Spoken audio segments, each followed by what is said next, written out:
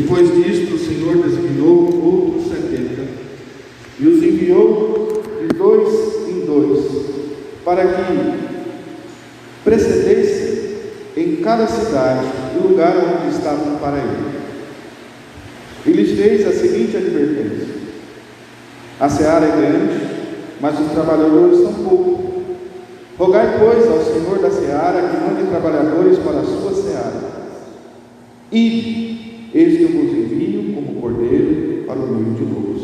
Agora, por favor, o verso 17. Então regressaram os 70, possuídos de alegria, dizendo: Senhor, os próprios demônios se submeteram pelo teu nome.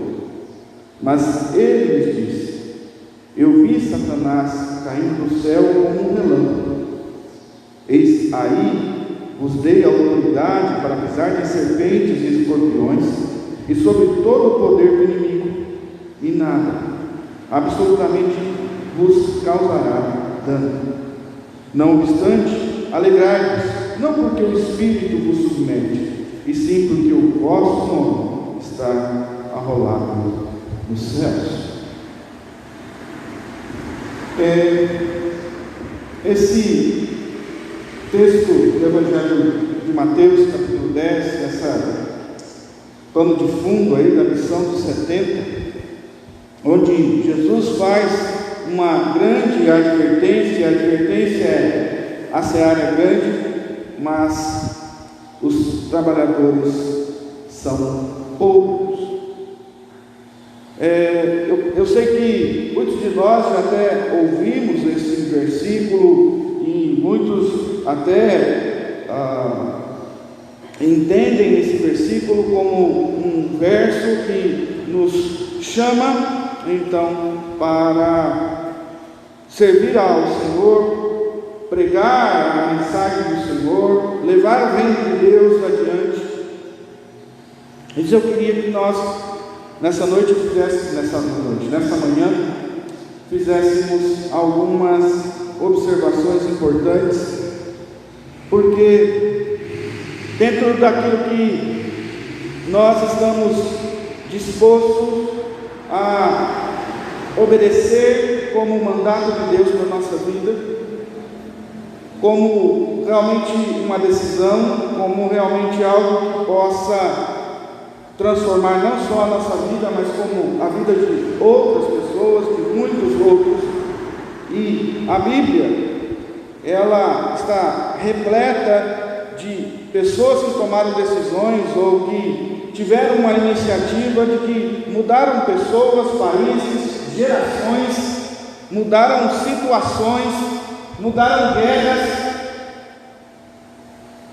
É claro que muitas dessas decisões, muitas dessas questões tomadas como decisões para as suas vidas, algumas delas são mais complexas, mais difíceis. Eu fico imaginando o povo de Deus peregrinando no deserto e tomar uma decisão como essa: nós vamos para o deserto e vamos caminhar sem rumo. Para onde a gente está indo? Mas tomaram essa decisão de peregrinar para o deserto. O que nós vamos comer? O que nós vamos beber? Às vezes, uma decisão mais pessoal de um homem em que falou: eu vou enfrentar o gigante, eu vou encarar o gigante. Pode deixar comigo. Um baixinho encarando um gigante. Ou até mesmo outras mais simples, outras decisões que são mais simples do nosso cotidiano de vida, mas muitas delas que podem então mudar, transformar, trazer algo novo, trazer esperança. E é isso que eu quero compartilhar com os irmãos essa manhã,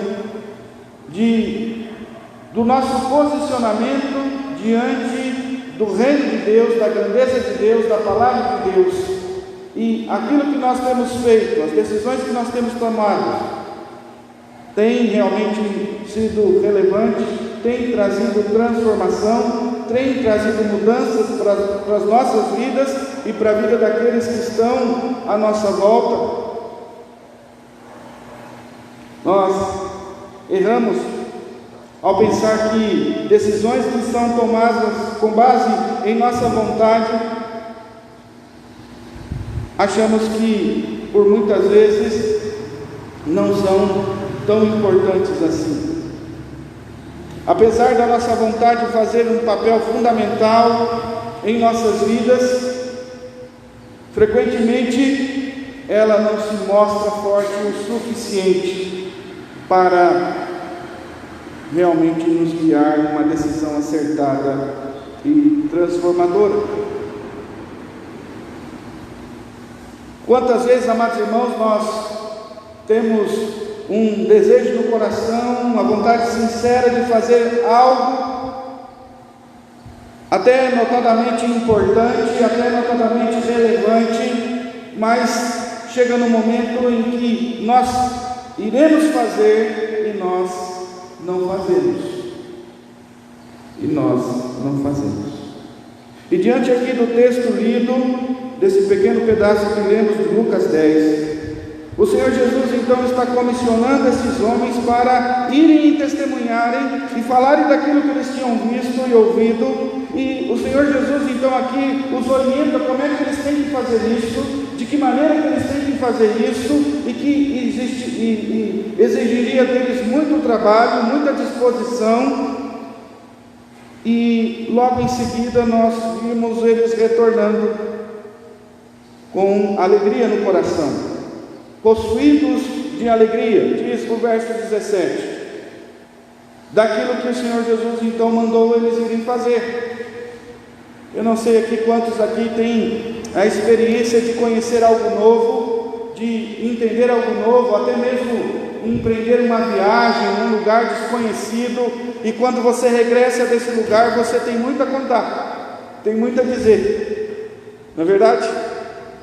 Às vezes, não sei, até um passeio, né? Aqueles nossos amigos, aqueles nossos familiares, eles nos perguntam: olha, como é que foi lá aquele passeio, como é que foi aquela viagem, como é que foi? E você vai começar a contar, e se essa viagem foi boa, se esse momento foi bom, você vai ter muito a compartilhar.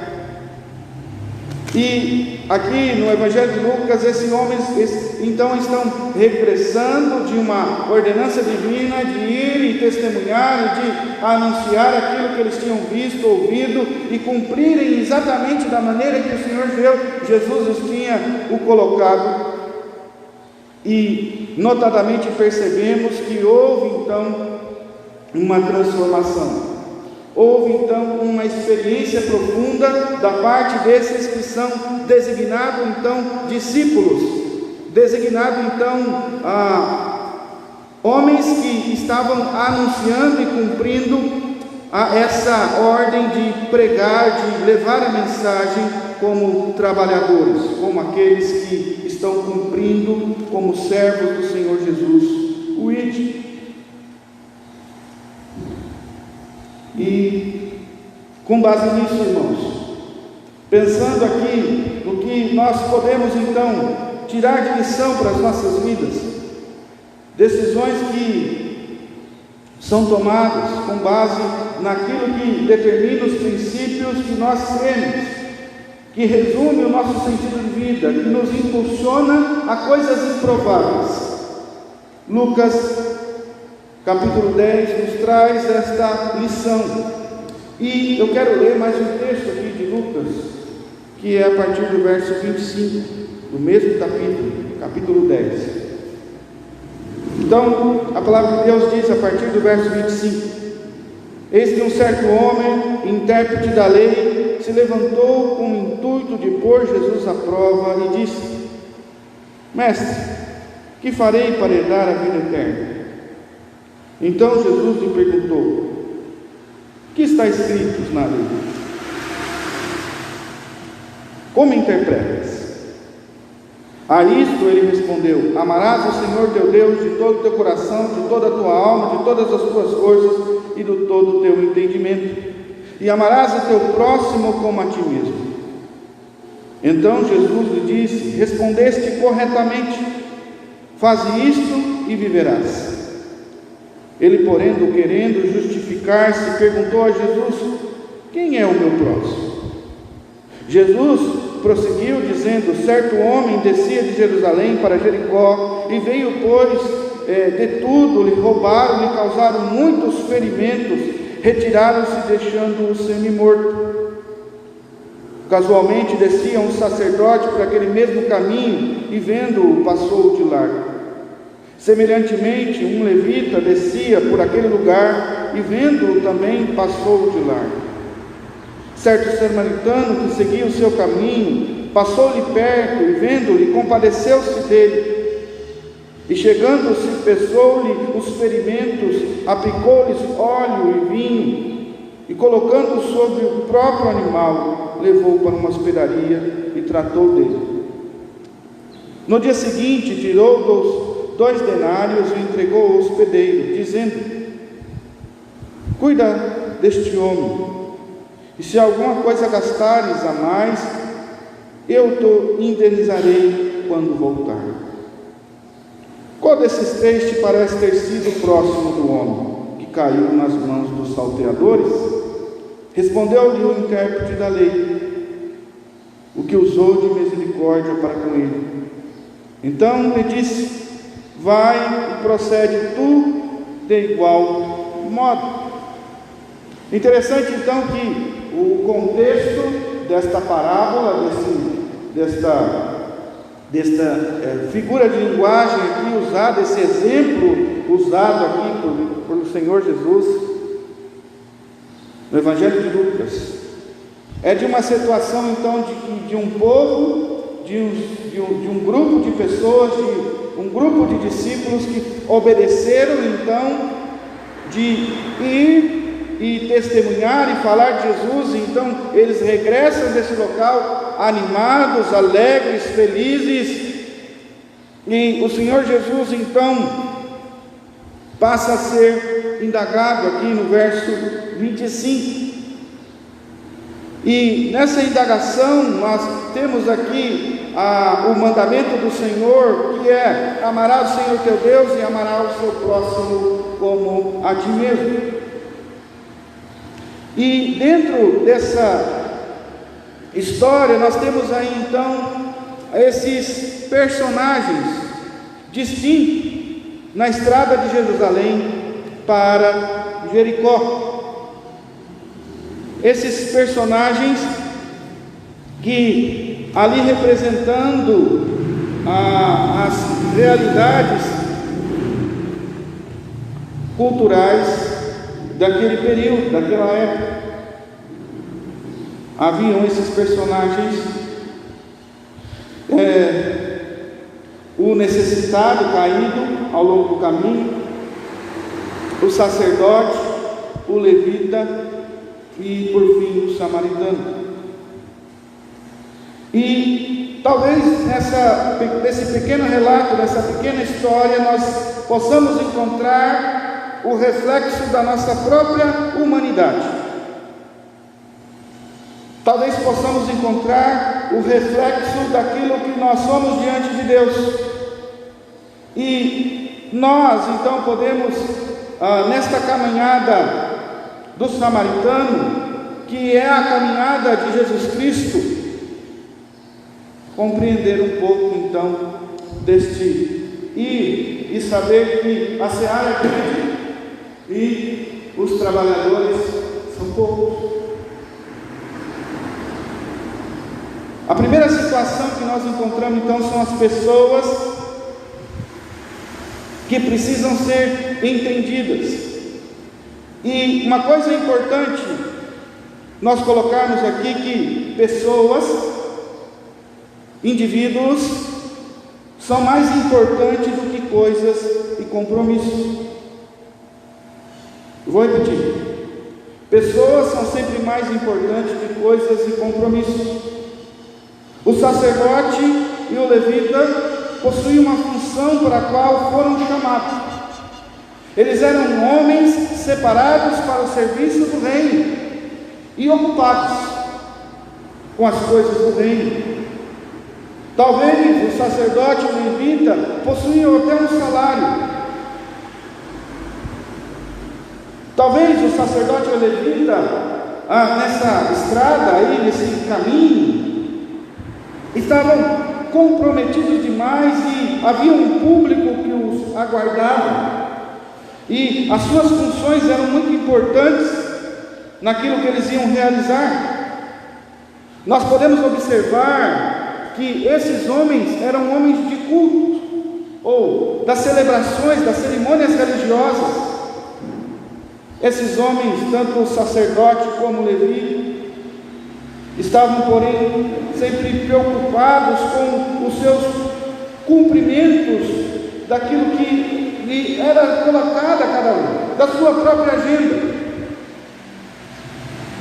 E talvez por isso, por causa da sua agenda, talvez por isso, por causa dos seus compromissos, talvez por isso, pela importância que eles achavam que tinham, então, a sua prioridade, que era, então,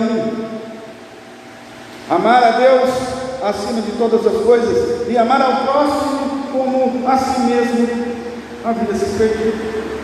Talvez quando Jesus então faz essa advertência, a seara é grande, mas os trabalhadores são poucos. Talvez por causa de uma agenda lotada, talvez até por motivos de compromissos, essa ideia acabou se perdendo. Essa ideia acabou sendo deixada de lado. E talvez o sacerdote e o levita esqueceram que as pessoas, os indivíduos, são mais importantes que as coisas.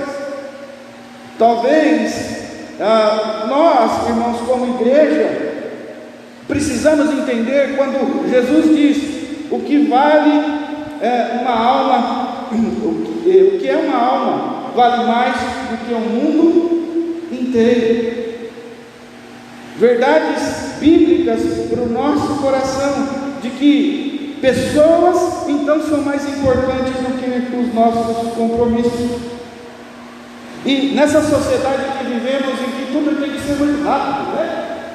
Uma sociedade ativista, uma sociedade hedônica, comunista, uma sociedade que talvez queira algo rápido, e mais compromissos, e mais atividades. Talvez não perceba os que estão caídos, quando correndo, apressados para os seus compromissos. E quando a gente fala aqui de próximo, de alguém caído ali no caminho, porque era o próximo que estava daqueles homens ali, eles passaram por ele, talvez venha na nossa mente essa pergunta: de quem então é o meu próximo? De quem então é aquele a qual eu tenho que parar as minhas atividades, a parar o meu corrido, a minha atividade, a corrida da semana, os meus afazeres? Quem é esse? E aí, é você mesmo que tem que responder. Quem está próximo de você? O quanto de tempo você tem investido naqueles que estão próximos de você? Se você então é um seguidor de Jesus, se você então entendeu que você tem que testemunhar e falar desse Senhor, e olhando aqui para o texto, esses homens alegres, possuídos de alegria por aquilo que Deus então havia feito através das suas vidas. Quem é o meu próximo? Talvez o meu próximo seja o meu filho, que precisa de mais atenção. Talvez o meu próximo seja a minha família, o meu amigo, o meu melhor amigo, a minha melhor amiga. Talvez o meu próximo seja alguém que eu nunca imaginava que eu precisava falar ou dar mais atenção. Porque às vezes essa sociedade ativista, hedonista, egocêntrica, que busca a solidão, que busca viver isolado, talvez por causa disso o nosso próximo, não sei, um filho, está sendo perdido pelos assuntos da internet ou pelas tecnologias, e o reino de Deus, o amor de Deus, as verdades de Deus não estão sendo aplicadas no coração desses.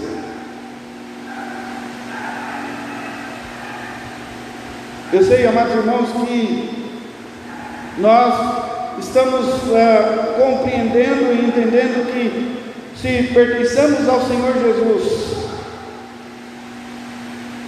Ele precisa então ser prioridade na nossa vida. Eu creio em Jesus, pastor, eu busco a Jesus, mas eu também tenho muitas e muitas outras coisas, e eu quero te convidar a pensar nisso.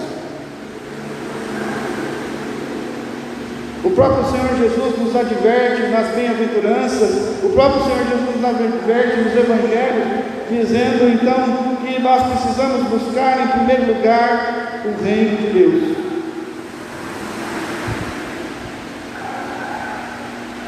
Busque, pois, em primeiro lugar o reino e a sua justiça, e todas essas coisas vos serão acrescentadas. Então, pessoas, amados irmãos, são mais importantes do que a nossa agenda, os nossos compromissos. Eu tenho 2 filhos, um de 11 anos e um que está aqui comigo de 16 anos.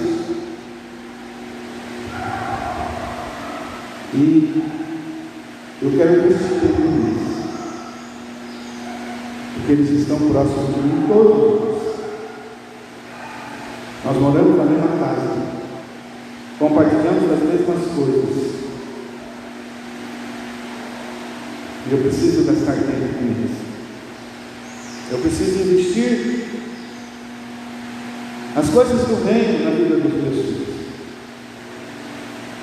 E quando a gente fala de próximo, nós estamos falando desse. Às vezes pessoas que amamos como uma esposa, como uma mãe, um pai, um irmão,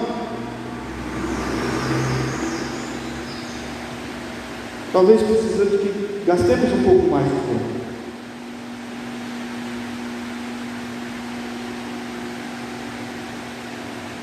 Jesus nos ensinou então que nós deveríamos nos assentar para os que estão caídos à beira do caminho. Talvez possamos ser um enfermo, um faminto, um sedento, como diz a palavra, um órfão, viúva, encarcerado, excluído, perseguido, injuriado, injustiçado. Mas com isso o Senhor Jesus está nos ensinando que devemos ter os olhos abertos para que possamos encontrar aqueles que estão à margem, que estão caídos.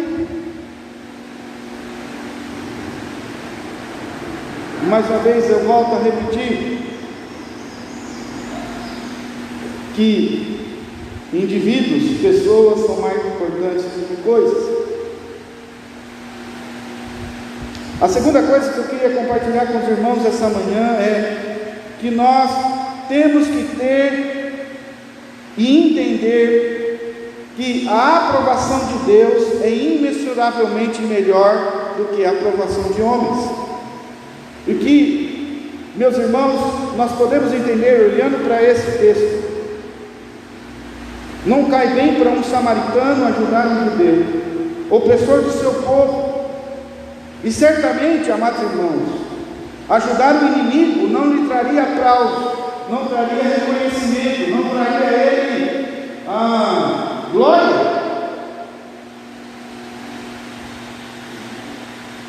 Mas é certo, amados irmãos, olhando para esse texto, que ele estava disposto a sacrificar a sua reputação, tomando essa decisão transformadora.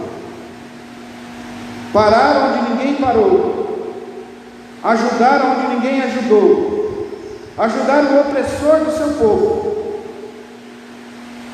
Facilmente, amados irmãos, nos impressionamos com histórias, biografias e ministérios, mas talvez possa ser que isso não esteja impressionando a Deus. Isso, amados irmãos, acontece porque nós nos impressionamos com resultados visíveis, nós nos impressionamos por aquilo que vemos, por coisas mensuráveis, por coisas que geram prestígio, por coisas que trazem aos olhos e enchem aos olhos, talvez coisas ligadas a multidões, talvez coisas ligadas aos holofotes, aos aplausos, mas Deus não olha isso. Deus não olha o holofote, Deus não olha o aplauso, Deus não olha o reconhecimento dos homens. Deus sonda o nosso coração, Deus nos conhece o nosso interior. Talvez estejamos sendo aplaudidos como esses homens, com a sua agenda lotada e apertada, ocupados que não poderiam parar à margem do caminho. Mas talvez, amados irmãos, o Senhor Deus se agradou mais do samaritano que parou aquele homem que estava à margem, na beira do caminho. Nós estamos num ano muito atípico, muito difícil, cheio de incertezas, de confusões, de não saber o que vai acontecer no ano que vem, e aí a gente liga a televisão, lá está falando de vacina, de não sei o quê, e a gente não sabe, e a gente não tem certeza. Uma coisa que nós precisamos entender é que o Senhor Deus, Ele olha para o nosso coração, pela disposição do nosso coração, em meio no qual nós vivemos, estamos, nesse meio ao qual nós estamos inseridos. E olhando aqui para o contexto, Deus se agradou do samaritano que parou. E talvez nesse momento difícil, muitos estão clamando, amados irmãos, muitas pessoas estão sedentas, muitas pessoas estão ansiosas, estão isoladas, tristes, com medo, confusas. E talvez, amados irmãos, nós precisamos então que o Senhor Deus nos abra os nossos olhos, para que possamos fazer como o samaritano, parar e olhar para eles.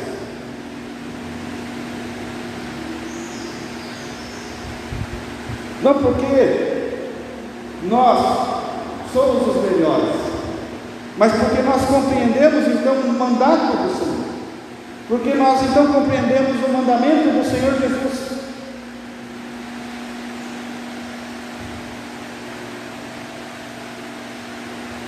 Então, ter a aprovação de Deus é imensuravelmente melhor. Ter a aprovação do Senhor é muito melhor do que a aprovação dos homens. Talvez a realidade de mim não conheço,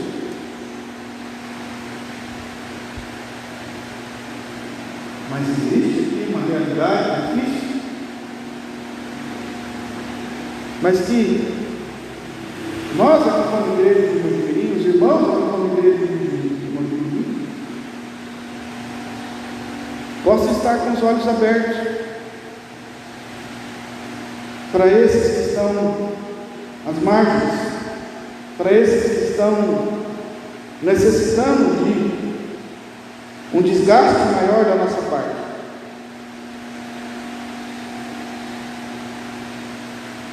A terceira e última coisa que eu quero compartilhar com os irmãos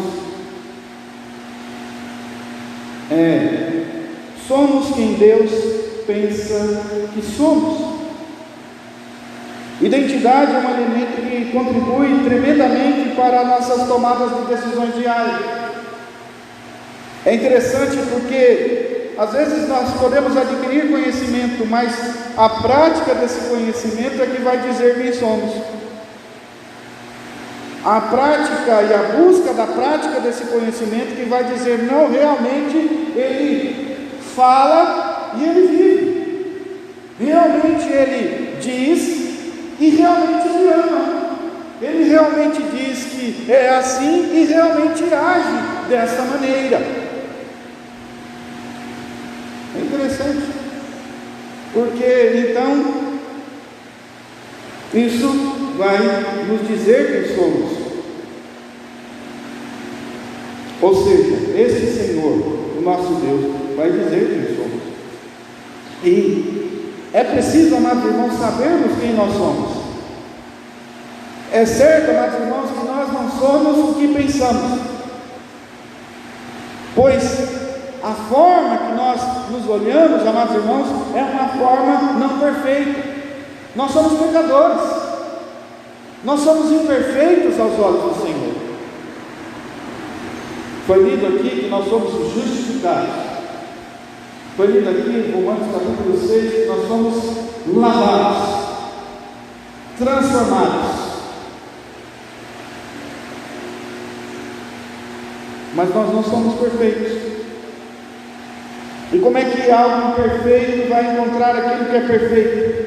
E somente Deus é que sonda os nossos corações. Somente Deus é que realmente sabe e conhece quem nós somos, no mais íntimo de nós. Por isso, é muito comum, amados irmãos, nós encontrarmos pessoas com alto potencial,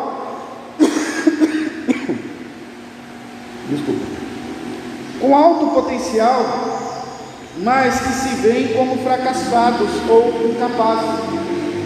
Pessoas que não conseguem chegar além daquilo que as pessoas falam do que ela é.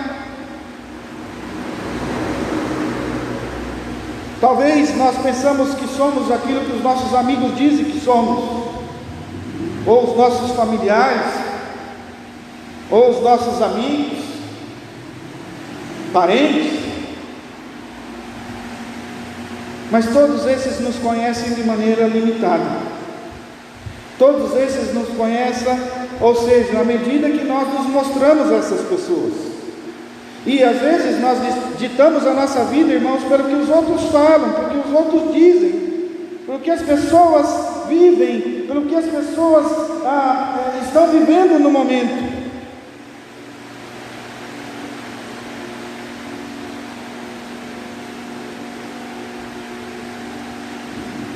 Às vezes pensamos que somos aquilo que os nossos inimigos, ou até mesmo pessoas com inveja, dizem que somos.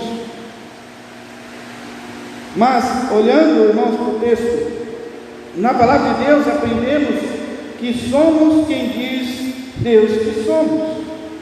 Ele é quem nos conhece por completo. Ele é o nosso Criador e Pai.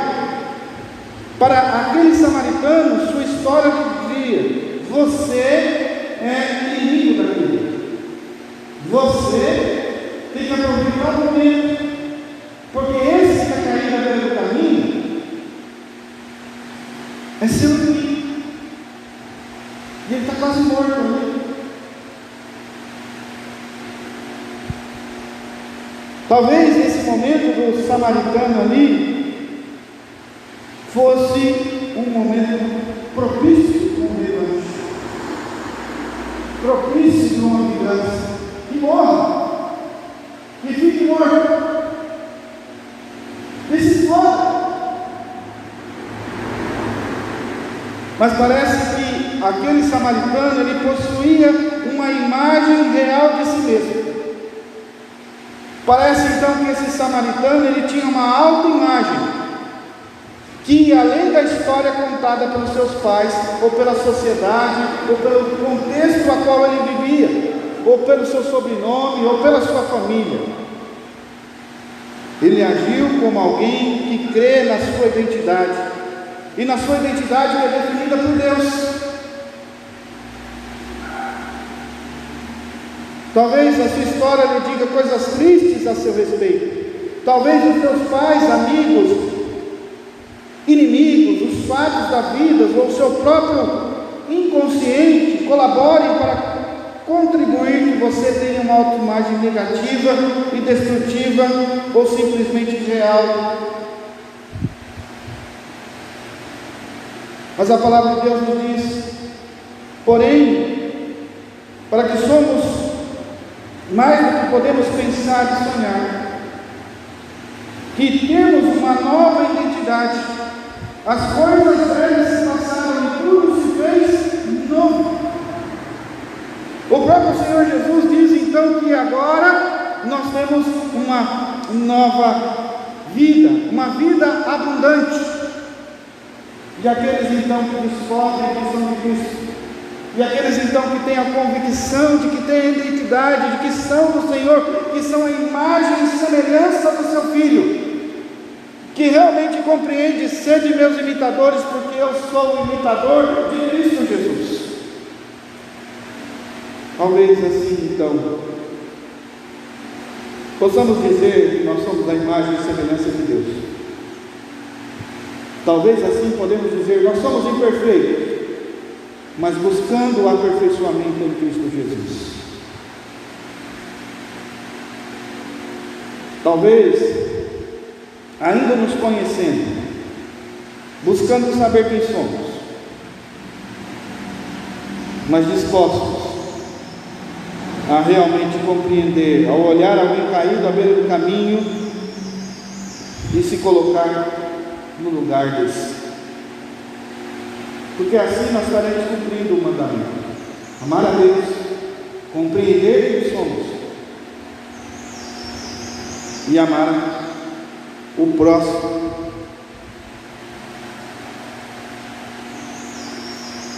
Olhando para si e vendo Cristo Jesus.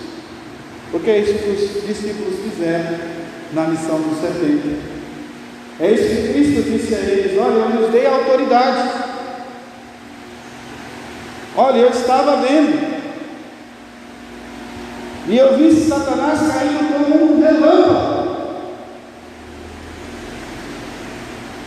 Mas aqueles homens estavam possuídos da autoimagem de Cristo. Aqueles homens estavam possuídos da autoridade de Cristo.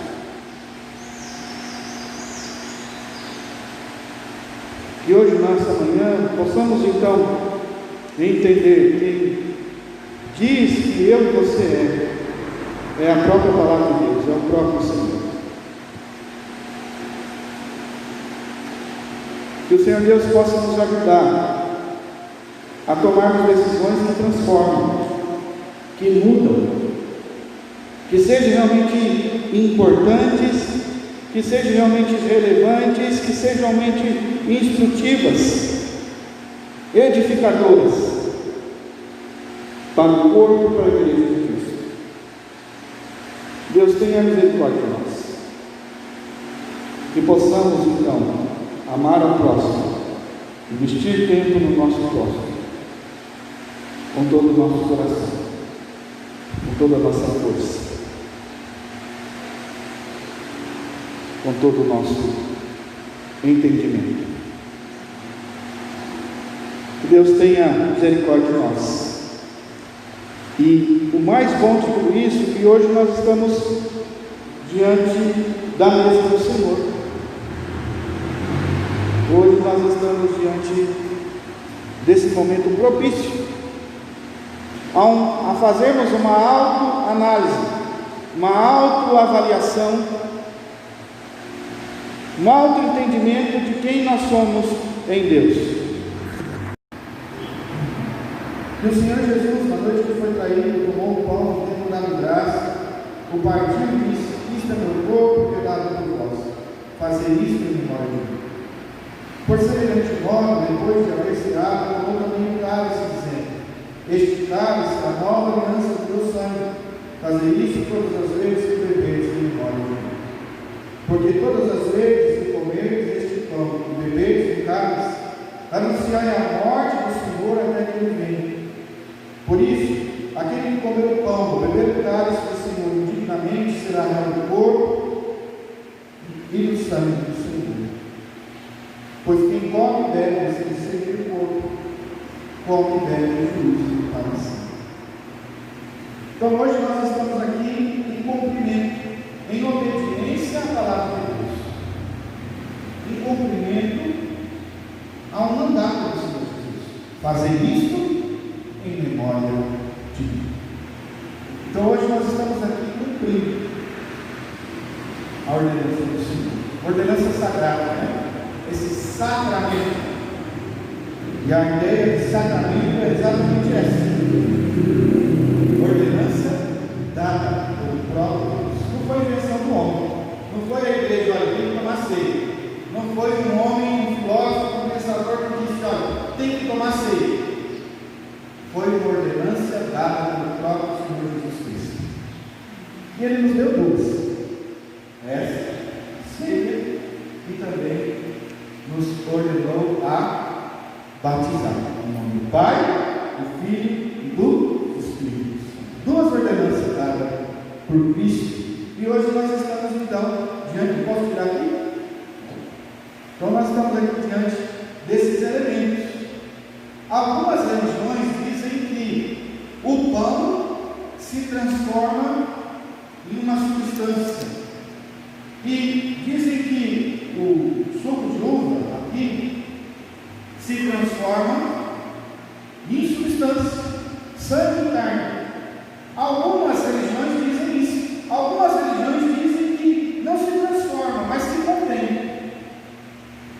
E nós, amados irmãos, da Igreja Presbiteriana do Brasil, da IPB, nós cremos que esses elementos continuam sendo suco de uva e pão.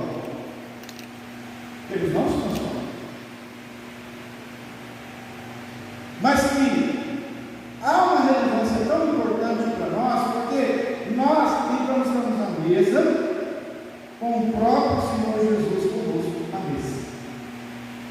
Louvado seja o nome do Senhor, então, porque cremos que o Senhor Jesus se faz presente em nós, conosco e através de nós. Louvado seja Deus por podermos sentar à mesa e ter essa convicção do coração de que estamos sentados à mesa com Cristo. Amém? As substâncias não se transformam, mas nós vamos nos alegrar, nos regozijar e saber que esse símbolo do pão e o suco de uva, o cálice, nos trazem na memória, nos trazem na lembrança todo o sacrifício de Cristo na cruz do Calvário por nós. Então hoje então é um dia de realmente de celebração. Hoje é um dia então de regozijo diante da presença do Senhor. Nós vamos orar consagrando os elementos, tanto o suco como o pão, e depois nós vamos distribuir os elementos. Cristo, você pode pedir para que eu ouvi? Aí eu vou pedir para você orar consagrando os elementos.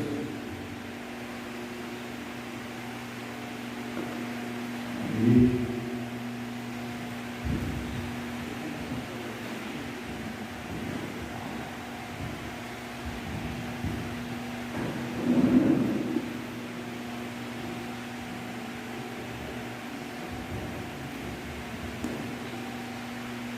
Curvamos nossa cabeça e oremos.